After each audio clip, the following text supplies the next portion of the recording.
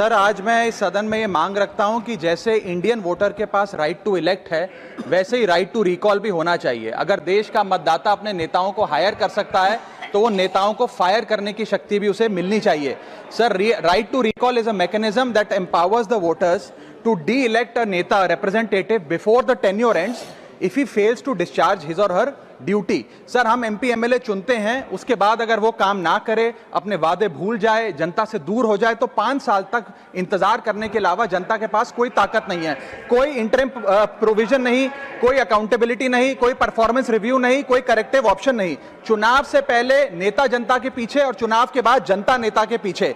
और सर, 5 साल is too long a period in this day and age. अगर एक गलत फैसला गलत नेता को चुनने का लिया तो लाखों लोगों का भविष्य अंधकार में जाता है और पूरा क्षेत्र पीछे जाता है। Sir, we can trust our voters to elect.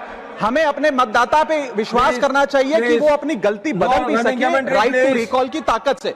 Sir, let me clarify that right to recall is not a weapon against politicians. It is an insurance policy for democracy.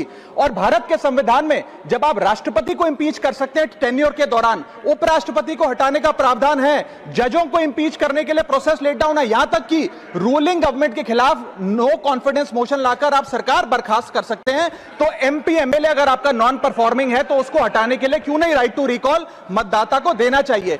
दुनिया की 24 से ज्यादा डेमोक्रेसीज में राइट टू रिकॉल का mechanism लागू है, जिसमें US, Canada, Switzerland जैसे देश है। मैं आपको उदाहरण देता हूं सर, कैलिफोर्निया में एक गवर्नर क्रिस डेविस नाम के नेता 2002 में चुने गए। उनके कार्यकाल में मैसिव पावर कट हुए, एनर्जी क्राइसिस हुआ, बजट की मिसमैनेजमेंट और गन शूटिंग की वारदातें हुई। उसके चलते 1.3 मिलियन कंस्टिट्यूएंट्स ने एक पिटीशन साइन करके दी कि इन्हें रिकॉल किया जाए। वहां के चुनाव आयोग ने रिकॉल वोट कराया 7 अक्टूबर 2003 को और 55% मतदाताओं ने वोट किया कि इस नेता को बर्खास्त किया जाए। ग्रे डेविस को हटाया गया और आर्नल्ड श्वार्ज़नेगर को वहां पे गवर्नर बनाया गया। सर, मैं बता दूं कि हिंदुस्तान में भी इसका प्रेसिडेंट है। कर्नाटक, मध्य प्रदेश, महाराष्ट्र